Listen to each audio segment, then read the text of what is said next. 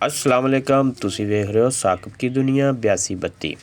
अक्सर एक गल सुनी दी है कि रोज़ी कमाउण च कोई मेना नहीं। अपनी हक हलाल दी रोज़ी कमाउण लग्गियां शर्म नहीं करनी चाहिदी। ਇਹਦਾ मतलब ये है कि हलाल रोज़ी कमाओ, चाहे किसी भी जायज़ काम तो कमाओ।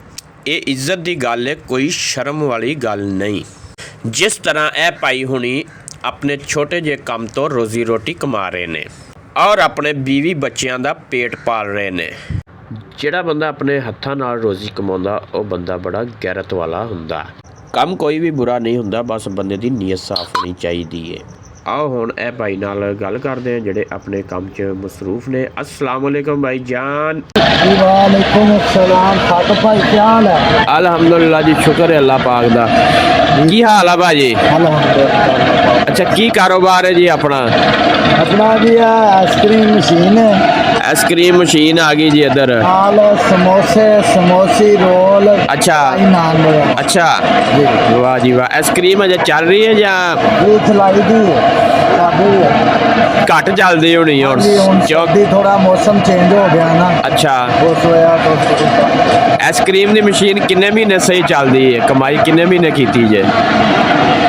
आइसक्रीम तो अल्हम्दुलिल्लाह उन्हें सारिया आइटमां च नहीं कमाई जिन्नी आइसक्रीम कली च। अच्छा, वाह जी वाह। की वजह होती क्यों कि ज्यादा कमाई है?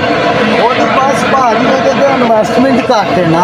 अच्छा, ये खपत भी ज्यादा है, इन्वेस्टमेंट भी ज्यादा है, समझो। अच्छा, अरे जी खापने चीज़ा बनाओ, चटनी बनाओ, करो वो करो, ये खपत बहुत ज्यादा है। अच्छा, थोड़ा जहा तरीकाकार भी दस दो, ये आइसक्रीम किस तरह बनती है? आइसक्रीम भाजी अगर तुम खालस दुध की बनाओ भी बन जाती, सुके दुध की बनाओ भी बन जाती। अच्छा, ये कुल्फे वगैरह इस्तेमाल होंगे। माशाल्लाह अच्छा टेस्ट बनाने असी बनाई। अच्छा, कुछ मेरे भाई अगर ये काम शुरू करना चाहो ना तो मशीन इंशाल्लाह मशीन किन्ने च मिल जाती है? मशीन भाजी मिल जाती है 2 तो 2.5 लाख रुपए सैकंड हैंड मिल जाए भी 1.5 लाख की रेंज। अच्छा, इस तो इलावा और ऊपर कितना खर्चा आएगा जेड़ा कोई चीज़ां समान चाहिए?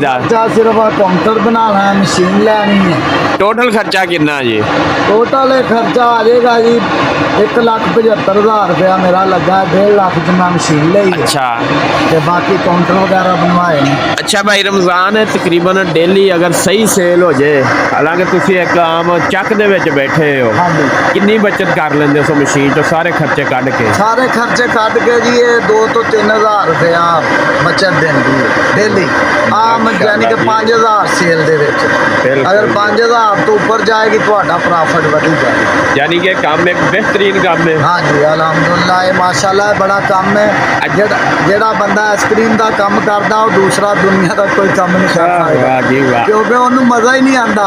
अच्छा, कोई भाई अगर करना चाहे तुसी ओदी यानी कि मदद कर सकते हो, भी मशीन लैके दे सकते हो बड़े बंदियां नूं भाजी अगे भी लैके। अच्छा, चलो अपना नंबर दसो ताकि तुहाडे नाल राबता कर लैण। 0304 हाँ जी 54 हाँ जी 83 11।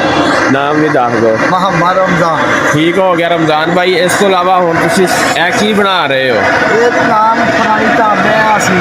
अच्छा, 1 मिनट बाद दूसरी साइड तो होना जी दिखाइए तुहानू नान फ्राई किस तरह हो रहे ने। लो जी, ए भाई रमजान नान फ्राई कर रहे। इत्ते की लाया जे? ये तो भाजी बेसन लगा। अच्छा, और मसाले वगैरह आलू लगे ने। तरीका कार होंदा साडा नान बनाने दा भाई। लो यार, नान भाई नहीं बना रहे हैं यार, साढ़े ने भी फिर 2 ला दी, साडा भी दिल कर पिया है। आलू लग गया। हाँ जी, अच्छा, नान किन्ने दा दे रहे हो? 50 रुपए का सिर्फ। अच्छा रमजान भाई, तुसी उन्हां दा ते दसदा भी डेली इन्ना बचाउंदे सो। हाँ जी, ए इन्नी खपत तो बाद सारा कुछ करन तो बाद ये किन्नी दिहाड़ी बना रहे हो हुण? शुक्र अल्हम्दुलिल्लाह जी, अल्लाह पाक किसी ने दे नहीं देने की ना। बिल्कुल बिल्कुल जी, बच्चों का निज़ाम चल रहा है अल्हम्दुलिल्लाह, ये तो चला रहे असी। बिल्कुल नहीं, कोई भाई अगर ये भी काम शुरू करना चाहो तो दस दो ना भी इन्नी की दिहाड़ी अगर सेटअप ਅੱਛਾ ਹੈ ਤੁਹਾਡਾ, ਤੁਸੀਂ ਬਣਾ ਸਕਦੇ ਹੋ ਇਹ ਸਾਰੀ ਚੀਜ਼। ਹਾਂਜੀ। ਅਗਰ ਤੁਸੀਂ ਆ ਸਮੋਸੇ ਰੋਲ ਵਗੈਰਾ ਖੁਦ ਬਣਾਉਂਦੇ ਹੋ ਇਹਦਾ ਪ੍ਰੋਫਿਟ ਜ਼ਿਆਦਾ ਹੈ। ਅੱਛਾ ਅਗਰ ਤੁਸੀਂ ਮੇਰੇ ਵਾਂਗੂ ਰੈਡੀਮੇਡ ਮਸਲਨ ਲਿਆ ਬਣਿਆ ਕੇ ਬਣਾਇਆ ਲਿਆਉਂਦੇ ਹੋ ਮਾਲ। ਉਹ ਫਿਰ ਮਾਰਜਨ ਘੱਟ। ਸਹੀ ਜਾਨੀ ਕਿ ਹੁਣ 1000-1500 ਦੀ ਦਿਹਾੜੀ ਬਣਦੀ ਜਾਂ ਨਹੀਂ? 1000 ਰੁਪਏ ਅਲਹਮਦੁਲਿਲਾ ਬਣ ਵੀ ਜਾਂਦਾ। ਸ਼ੁਕਰ ਹੈ ਅੱਲਾਹ ਪਾਕ ਦਾ, ਅਲਹਮਦੁਲਿਲਾ। ਮਾਸ਼ਾਅੱਲਾ ਜੀ। ਇਸ ਤੋਂ ਇਲਾਵਾ ਤੁਸੀਂ ਕੋਈ ਗਾਹਕਾਂ ਨੂੰ ਪੈਗਾਮ ਦੇਣਾ ਚਾਹੁੰਦੇ ਹੋ? ਗਾਹਕਾਂ ਨੂੰ ਇਹ ਪੈਗਾਮ ਦੇਣਾ ਚਾਹੁੰਦੇ ਆ, ਚੀਜ਼ ਸਸਤੀ ਮਹਿੰਗੀ ਨਾ ਵੇਖਿਆ ਕਰੋ।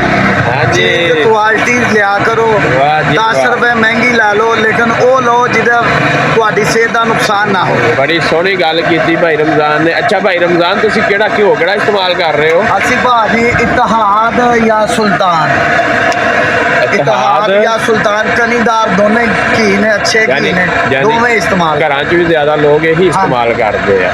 ਜਾਂ ਇਤਿਹਾਦ ਜਾਂ ਸੁਲਤਾਨ, ਦੋਵਾਂ ਤੋਂ। ਰਮਜ਼ਾਨ ਭਾਈ ਨੇ ਸਾਨੂੰ ਆਪਣੇ ਕਾਰੋਬਾਰ ਦੇ ਬਾਰੇ ਸਾਰੀ ਗੱਲਬਾਤ ਦੱਸੀ ਔਰ ਗਾਹਕਾਂ ਨੂੰ ਇੱਕ ਬੜੀ ਸੋਹਣੀ ਗੱਲ ਕੀਤੀ ਹੈ ਕਿ ਪੈਸਿਆਂ ਵੱਲ ਨਾ ਵੇਖਿਆ ਕਰੋ, ਚੀਜ਼ ਵੱਲ ਵੀ ਵੇਖ ਲਿਆ ਕਰੋ।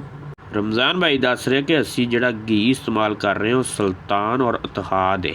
ਹਲਾਲ ਰਿਜ਼ਕ ਕਮਾਉਣਾ ਸਭ ਤੋਂ ਵੱਡੀ ਇਬਾਦਤ ਜੇ। ਅੱਲਾਹ ਪਾਕ ਇਹਨਾਂ ਦੇ ਰਿਜ਼ਕ ਦੇ ਵਿੱਚ ਬਰਕਤ ਅਤਾ ਫਰਮਾਏ, ਆਮੀਨ।